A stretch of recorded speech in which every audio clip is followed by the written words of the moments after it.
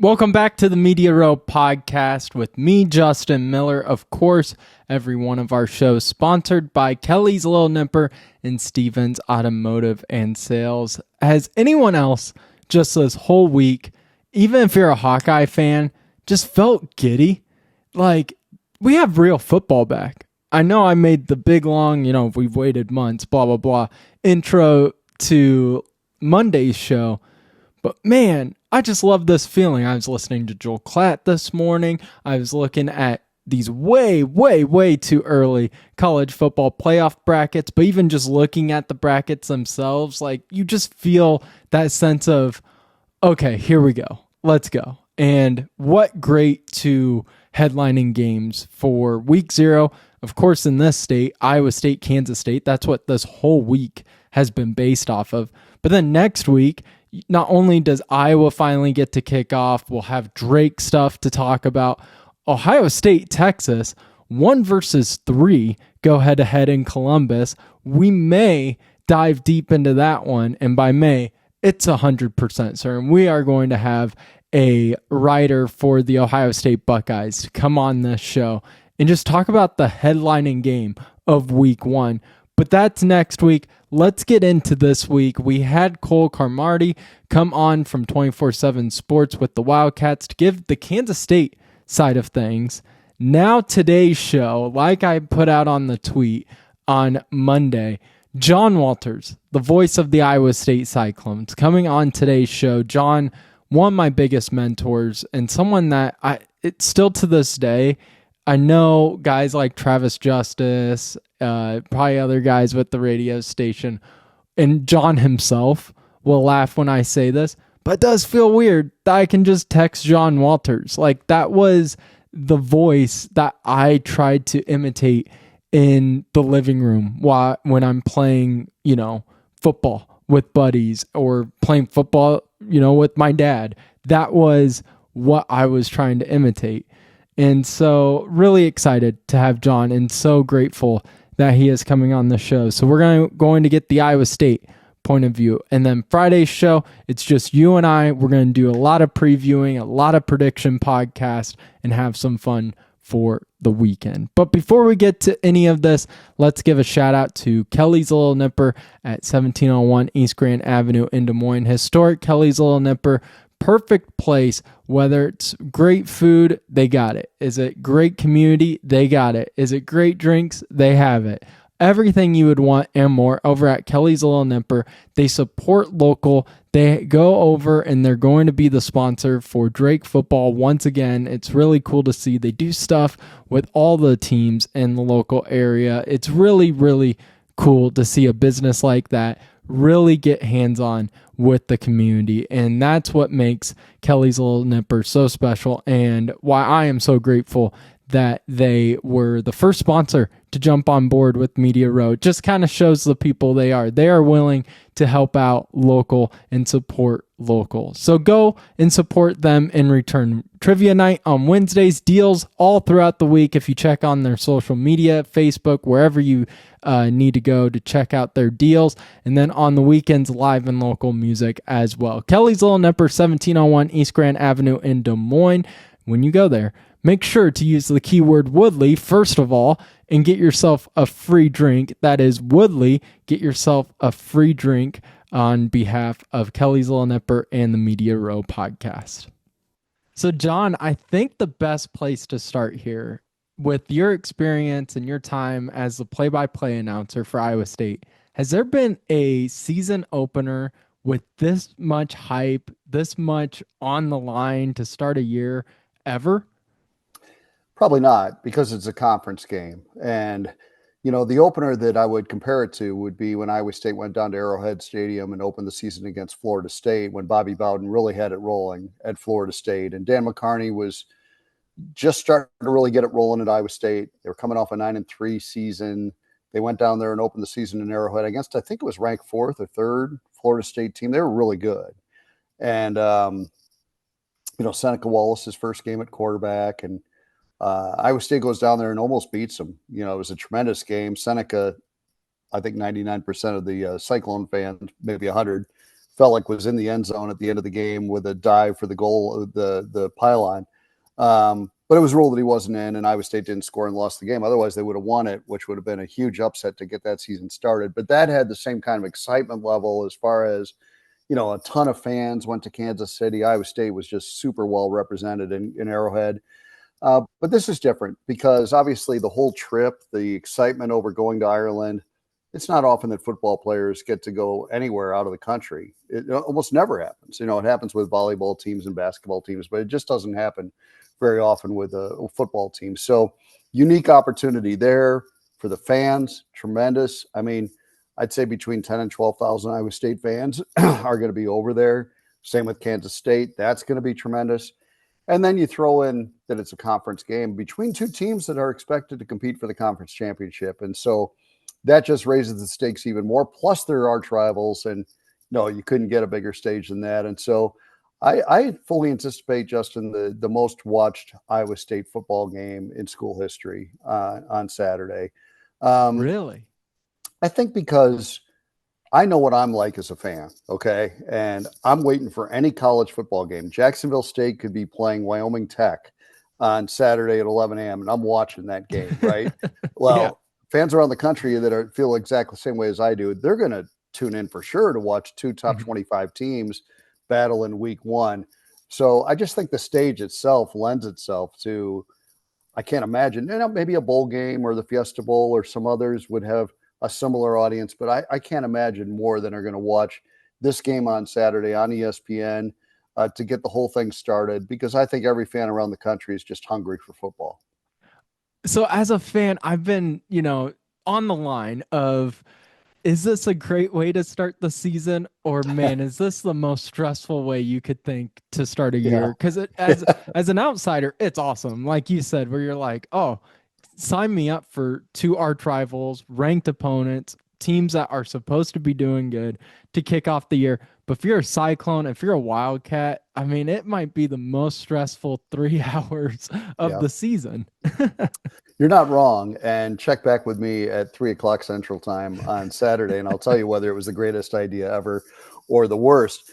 I do know this, that, when you think about the grand scheme of the Big 12 conference race, Iowa State and Kansas State, two teams that are pretty much in everybody's top 5 to go compete for the championship.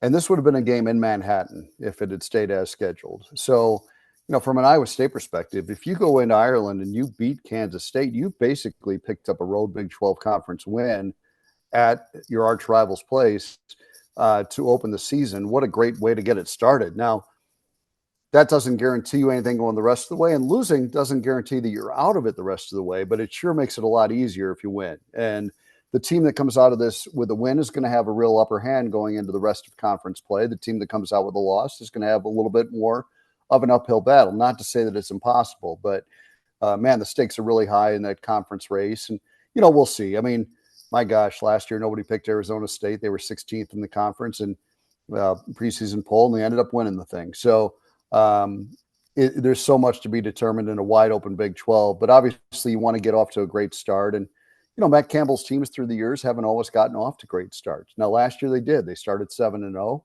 And hopefully they can do something similar again this year. But when you're facing two of your arch rivals, your two biggest rivals in the first 3 weeks of the season, by September 7th, Iowa State will have played its two biggest rivalry games. That's unbelievable in a college football season. So it's important for Iowa State to play well early this year.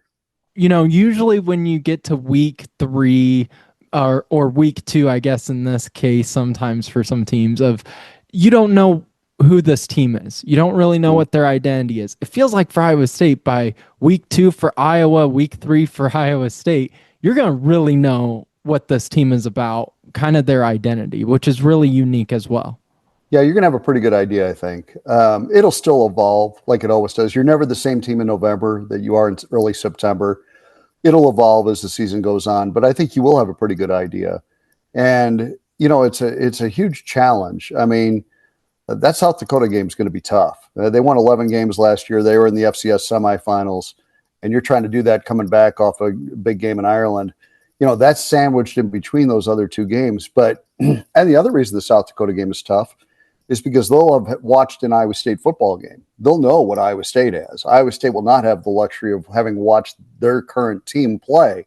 Now, advantage of getting some of the rust off for Iowa State, advantage of the element of the unknown for South Dakota. But, this start to the schedule is really tough. And then you go to Arkansas State, which is a road game. And so the one good thing I really like about the way the whole schedule sets up, though, is that because of the early start, Iowa State gets 3 bye weeks within its season. And when you think back to last week and how crazy the injury situation was and how valuable those bye weeks were to trying to get guys back to full health, to have 3 of those sandwiched into your season is really good. And I think it goes 4 games, then a bye, 3 games, then a bye, 3 games, then a bye, and then close it out. So it's really spread out well, which I think over the course of a very, very long season, which this is going to be starting in mid-August, playing 2 games in August.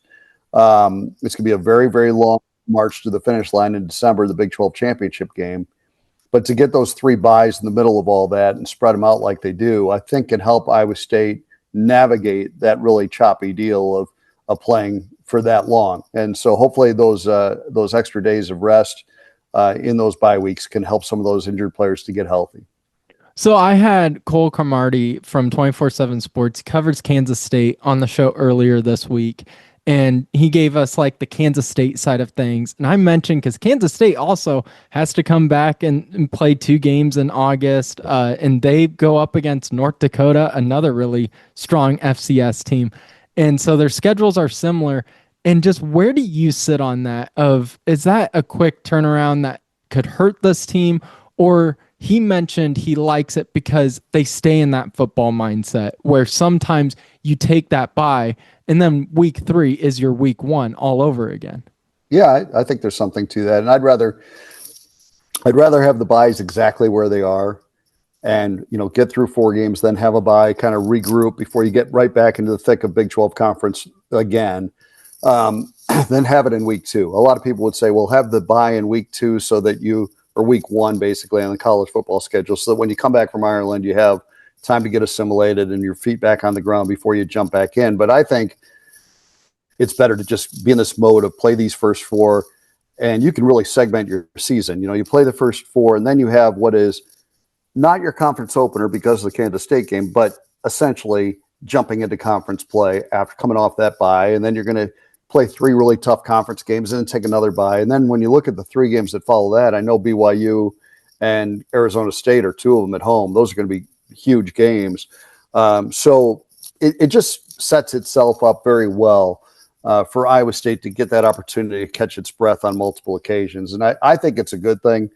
We'll see. I mean, the jury's out. And again, that's another one, ask me again in December how that worked out. But I think Matt Campbell has a great idea of how to negotiate a schedule and navigate through some different things and challenges. And I've always said the crazier things are around Matt, the better he is. And so I think this Ireland trip is like right up his alley as far as there'll be all kinds of chaos. There'll be all these fans that you're not used to seeing when you go to a road game. You're going to be in a foreign country. You're going to have pep rallies and all this stuff going on. And Matt, that's when he's at his best, is when it's really crazy around him. So I anticipate he will be again this time. There's a little bit of chaos with the roster too, and not anything bad. It's more just you lost 2 1,000-yard receivers, Rocco's favorite targets, just a lot of changes from a year ago. What can fans expect? Who needs to step up? What are some new names that fans maybe will quickly get acquainted with? Yeah, I think it's impossible to just plug 2 guys in and say you're going to match almost 2,400 receiving yards and 17 receiving touchdowns from 2 guys that are playing for the Houston Texans. That's unheard of. It was the best wide receiving duo in Iowa State history. And so I think it's more by committee this year, but that's to be expected. It'd be nuts to think you just plug 2 guys in there. But they're really excited about the 2 transfers they brought in. Chase Sowell from East Carolina has built a little bit more like Higgins, and Xavier Townsend from UCF is built a little bit more like Noel and can do a lot of things Noel can in the return game and end arounds and all that kind of stuff. You can put him in the slot and have a lot of success with him. Those are 2 guys that I think as they assimilate to Iowa State's system will really have a lot of success. But there's guys returning that I think people kind of underestimate how good they are. And Dominic Overby and Brent Eskelson and Eli Green and some others that have, really caught the coaching staff's attention, not only last year, but even though they didn't get a ton of catches, when they did make catches, they always seemed to be in big moments and they always made the play. And I think there's a level of trust that came with that. So those guys will get a lot of reps. It'll be more spread out. But I think what you're going to see as a whole from Iowa State's offense is, look, let's not totally depend on those wide receivers early in the season. Yes, to a certain degree, but let's get those tight ends involved. You got two of the better tight ends in the Big 12 and Benjamin Bramer and Gabe Burkle. Get pass heavy with those guys. Get that run game established with Carson Hansen and Abu Sama. You've got a great quarterback in Rocco Becht. You've got a veteran offensive line. So lean on your strengths, especially early, and then see how the strengths develop out of that wide receiver position. But I think you'll see Iowa State maybe slow the pace a little bit, not run as many plays as they did a year ago. They were up there among the national leaders in plays run last year because they wanted to get more snaps and get Higgins and Knoll as many touches as they could. But I think they might play more to a complementary style of, let's give the defense a little bit more rest, try to grind out some drives, try to take some time off the clock, more traditionally what we've seen in the Matt Campbell era. And you think back to when Charlie Kohler and Dylan Sainer and Chase Allen were the three tight ends. I think this is a similar situation for Iowa State with the tight end room. And we really saw them take advantage of those three tight ends that year. And I think they'll do a lot of that again this year. So you're saying for Cyclone fans, maybe don't expect a 2-play touchdown drive to start the year like last year with that crazy Knoll reception in between like 8 defenders. Well, they do have enough playmakers that they could hit an over-the-top play, or maybe Abu Sama breaks one, which we've certainly seen him break 50-plus yard runs in his career, or Carson Hansen. So it's not impossible. But yeah, I'd write it in pencil, not in pen, if that's your plan. I'm glad you brought up the tight ends, because that is something I've been really intrigued with this offense, because when there are question marks at the receiver position and when you do have a Ben Bramer healthy, it is really important for a quarterback like Rocco Becht to have that almost safety net out there in the flat. Are you seeing Mauser now in his second year offensive coordinator really taking charge and maybe making that more of a point of emphasis? Well, I think we'll see. I mean, I would expect that. That's my take on the way things will probably play out, but that doesn't mean that's the way it is. And Taylor is a really innovative offensive coordinator. He is very creative. He'll find ways to get all the guys involved. I talk about it as if, that it's going to be just tight ends and running backs, but the receivers are going to make plays, and they'll be making plenty of plays within this offense. And he loves to spread the ball around. But yeah, he coaches the tight ends too, in addition to being the offensive coordinator. And what happened with that tight end position last year was Bramer spent most of the year hurt. A lot of fans didn't realize that he was injured pretty much all season. But what happened over the course of the season was Gabe Burkle really emerged. And now that you have the two of them healthy, and we'll see how often Iowa State uses 3 tight end sets, how often they use 2 tight end sets. My guess is they're going to be in a lot of 2 tight end sets with those 2 guys on the field together. And with them both healthy and on the field together, they can make a lot of plays. When they do play a third tight end, probably be Tyler Moore from Johnston, could be Keaton Roskop from Iowa City, or Cedar Rapids rather, that are 2 native Iowans that kind of play that H-back position. And that's where they're going to miss Steve O'Klotz. He was really good in that spot. He's with the Chargers right now. But I don't think they'll necessarily be 3 tight end personnel all the time. I think it'll be more frequent that they're in 2 tight end personnel, but I think it'll be very rare that they're just in 1 tight end personnel, because Burkle and Bramer are just too good. They're 2 of your best players. They're 2 of the better Big 12 tight ends. So you got to keep them on the field as much as you possibly can. One of the question marks for this offense that I don't think people have is the depth at running back. That seems to be a consistent with Hansen. The year he had a year ago was outstanding. Sama, we know his explosiveness and athleticism that he has. But that offensive line lost a few players. It's still a veteran group. But, I mean, baptism by fire week 1, going up against Kansas State, who ranked 2nd against the rush.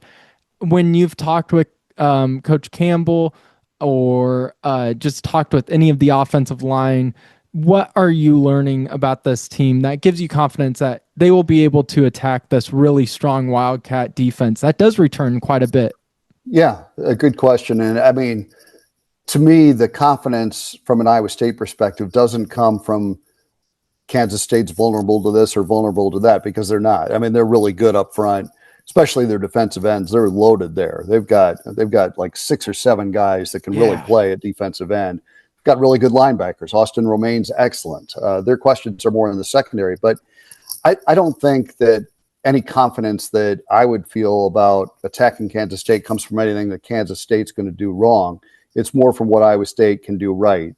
And I just feel like with this offensive line, Ryan Clanton is entering his 3rd year as the offensive line coach. And what we saw a year ago or 2 years ago when Ryan first came in, his first year in the program, was gradual improvement over the course of that season. And it's not an overnight fix. Offensive line never is. But he's big into the nutrition side of it, into the body sculpting. What do these guys have for their percentage of body fat? He pays a lot of attention to all that stuff. And it takes a little while. It doesn't happen in a year or two. So year 2, last year, we saw Iowa State make a dramatic jump, I thought, on the offensive line. Now, obviously, Jalen Travis is in the NFL with the Indianapolis Colts, and Jared Hufford's gone. But the other guys have experience. I mean, James Neal has starting experience. Trevor Bohr has starting experience. Dylan Barrett, Brendan Black have starting experience. Tyler Miller has a ton of starting experience, and him coming back was a really big deal for the offensive line. You mentioned the veteran running backs, and Dylan Lee had a great camp as well. I just think that they feel good enough about what they do, and especially with Coach Clanton now entering his 3rd year, because we've seen it just steadily climb, the offensive line play. Is it perfect? No, it's not there yet. But it is getting gradually better and better under his direction. And I think that gives me the confidence that Iowa State will be able to run the football and move the football against most teams. Now, you're right. Kansas State, they're going to be loaded up trying to stop the run, force Iowa State to probably beat them with the pass because they want to see what those receivers can do too. But keep in mind, Rocco Becht, a 3rd-year starter at quarterback, has made those throws under pressure, led Iowa State on 5 go-ahead drives in the final possession a year ago, which is incredible, in one season to do that. And so I just have a lot of confidence in Iowa State's guys. That doesn't mean anything bad. I think the game's a toss-up. I mean, I think that highlighted Kansas State too. I mean, they're really good too. And so it's going to be a great game, and we'll just see which team can make fewer errors. And when you look back at Iowa State's won 4 of the last 5 in the series, they're kind of beating Kansas State the same way that Kansas State used to beat them all those years with Bill Snyder, which is to make fewer mistakes, to win special teams, to win that turnover battle, and to make big plays in big moments with the game on the line. And, that's what Kansas State did to Iowa State for years and years and years. And now it feels like Iowa State's kind of turned the tables a little bit in recent years in the series. I saw this on Twitter, so I don't know if this is true or not. But is it true that Iowa State has one of the top 5 biggest offensive lines in terms of like height and average weight? Is that a true stat? Well, they're pretty big. I mean, what do they average? They probably average 326, 327 along that front line. And they got a 6'9" tackle and a 6'6" tackle, 2 6'4" guards and 6'5" center.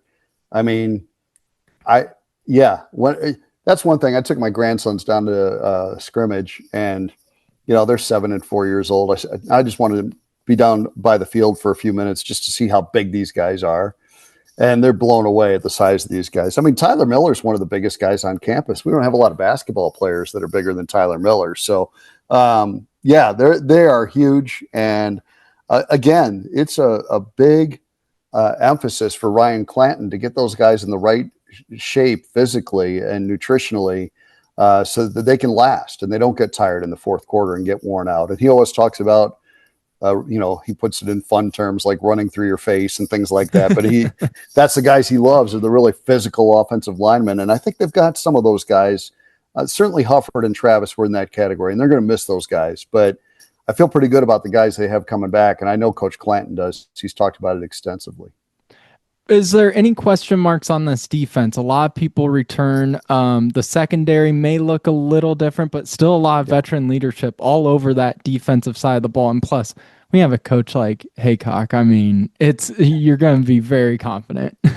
Yeah, I mean, the defense is really fascinating to me because, yes, you lost Bo Freeler, Malik Verdon, Miles Purchase, and Darian Porter. out of your secondary. That's, four guys that were really, really good players. So that's where the questions are. But then again, you look at it and you think, well, you return two guys that are preseason all Big 12 players in that secondary, and Jeremiah Cooper and Jontez Williams. So that's a pretty good place to start. Nobody know their team had two guys from their secondary, first team all Big 12. So you start with that, but then can other guys step up? Jamison Patton, can he step up? Can Marcus Neal take a big step forward from freshman to sophomore year? They're really excited about a young guy named Kyjon Cummings-Coleman, who is an exciting safety that's really athletic. They're excited about Tayshawn James. They're excited about Drew Surgis. I mean, there's guys that have some experience that can fill those voids, but that's got to be where the questions are. But one thing that's going to help both the back end of the defense and the front end of the defense is having a healthy linebacker core. And Iowa State never had that last year. I mean, they were, before game one, they had two guys out for the season. In game one, 3 minutes into the game, they had another best linebacker out for the season. And so this year, because so many guys got to play, there's incredible depth at the linebacker spot. And I think if they're fully healthy, you can see Iowa State get back to looking more like the defense that we're used to under John Haycock. Last year was a miracle. I mean, Iowa State won 11 games last year, finishing 15th of 16 Big 12 teams in rush defense.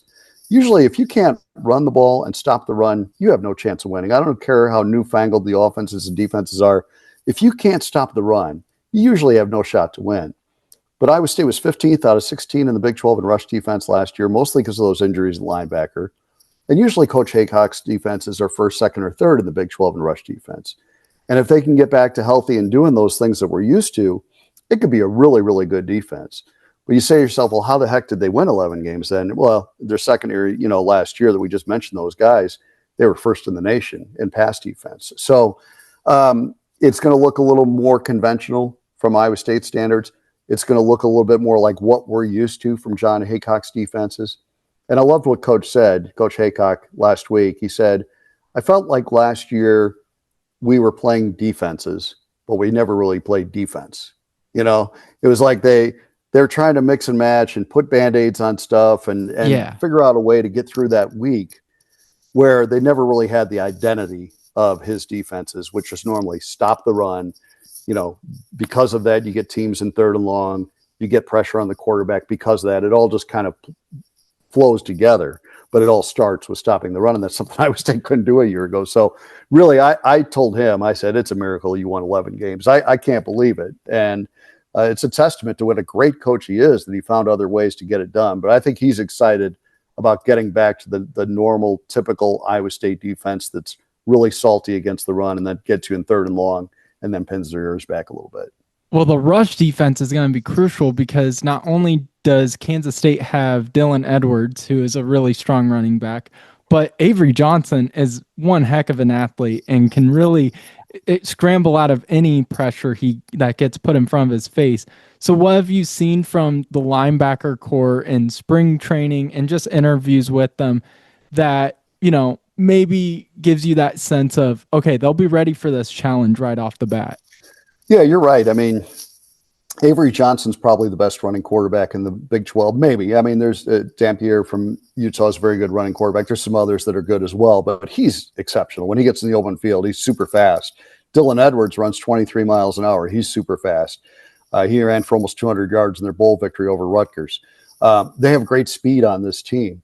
And they are going to try to run the football. They're going to try to be physical. That's what their identity has always been. They've got great tight ends too, a lot of really good tight ends. And so they're going to try to run the football too. So, but what gives me confidence, again, it has nothing to do with Kansas State. It's more from an Iowa State perspective. You got Dominic Orange in the middle, which is a great anchor to put right in the middle of your defense. And then having a healthy Caleb Bacon, Cooper Ebel, who played hurt last year. Will McLaughlin only played 3 or 4 games, maybe one of them healthy last year. Getting those guys back fully healthy. Caleb Brazina, we saw have to start as a freshman in Iowa City. His first action as a college football player, a true freshman, comes at Mike linebacker in Iowa City. He played great. But, I mean, Carson Willick is back. There's just so many guys that were either fully out or kind of out last year that were trying to play through injuries that I think it starts there and then Dominic Orange. But Marcus Neal's a very good tackling safety. And in Iowa State's defense, they push everything outside, and then your safeties and your corners have to be really good tacklers. Jontez Williams is a very good tackler. We'll see what happens at another cornerback spot. But if they can be really sound there tackling the football, then you give yourself a chance. You keep everything in front of you. But I think that's going to be a big deal for this Iowa State team. How good is the tackling, particularly in week one, where the tackling typically suffers? It's hard. You're not going live enough in camp to necessarily be a great tackling team in week one, typically. And that's true for everybody. It'll probably be true for Kansas State too. But as the season goes on, you get better live tackling in those situations because you're just used to it from every week, that kind of level of physicality and contact. So a big challenge for both these teams in week one is, can you be that physical tackling team, that sure tackling team, and 11 guys swarming to the ball, because you're going to have to against this Kansas State offense. They have great speed. Jace Brown had 2 touchdown receptions against Iowa State a year ago. He's super fast. He's out there at one of the receiver spots. They have weapons. They have a lot of team speed. More team speed, I think, than any Kansas State team I've seen. And so that's a big concern for Iowa State going into this one. So I know every game, you want to establish the run. You don't want to turn over the ball. There's a lot that has to go your way to come out victorious. But for Iowa State, is there something in particular that Kansas State does well that Iowa State needs to zero in on to start the year 1-0? Well, I mean, if you look at the win last year that Iowa State had against Kansas State in the regular season finale, they forced 2 fumbles and they didn't turn over the ball themselves. So they won the turnover margin 2-0.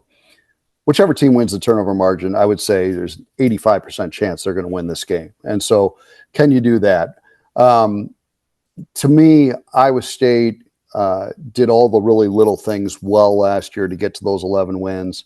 They weren't penalized a lot. In fact, they were the least penalized team in the nation in terms of yardage per game.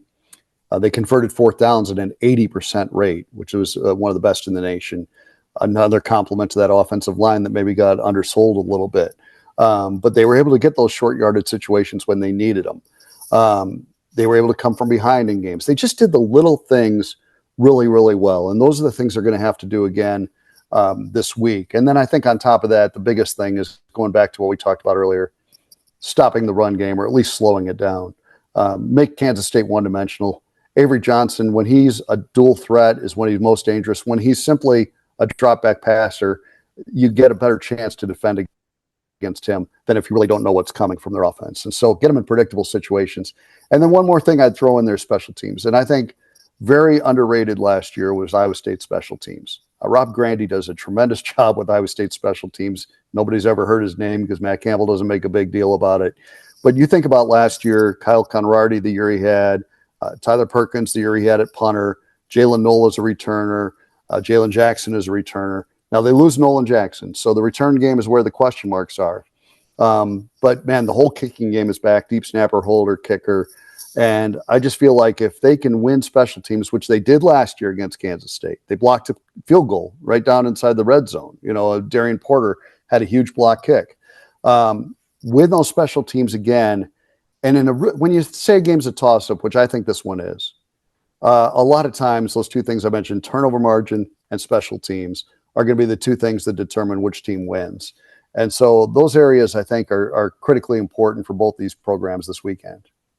All right, so you're going to Dublin. Is there anything in particular? I know the players are going to be all game ready. Is there anything in particular, though, you're like, okay, I got to go see this? I don't get to go to Dublin that often.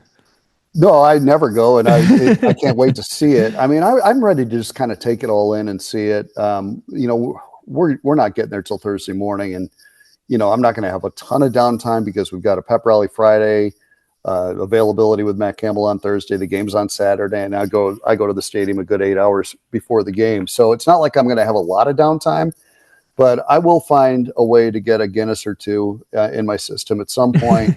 And just walking around and just saying, I'd love to try the seafood chowder. The food is exceptional from everything I hear, and I can't wait to try some of that. And just being around and seeing. I think it's going to be so festive. From Jamie Pollard and Matt Campbell and some others have gone over to Ireland just to get the lay of the land and understand where everything is. And they just all raved about how friendly the people are, how wonderful the people are. You feel safe. You're hosted in a very warm, genuine fashion.